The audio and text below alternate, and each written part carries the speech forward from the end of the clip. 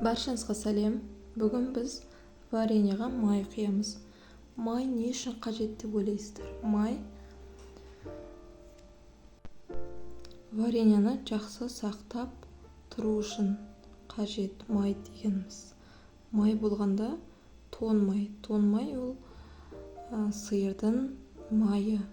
Сиырдың майын жақсылап турап, шыжғырып алғаннан кейін бауырсаққа да барлығына қолдануға болады. Вареньеға сол ашымас үшін қолдануға болады.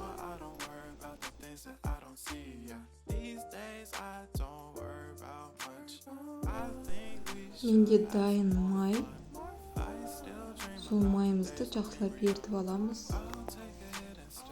Вареньемізді банкаларымызға құйғаннан кейін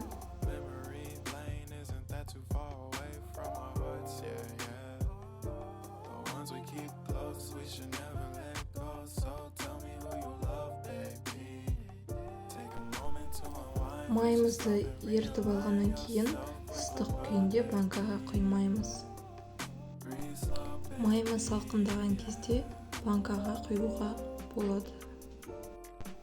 Еріген майымызды осылай банкаға құйып шығамыз. Май ары қаратай вареньеға өтіп кетпей, жақсы өз қалпында ұстайды. Суығаннан кейін банкамызды крышкамен жаууға болады. Вареньеға ешқандай дәмі шықпайды.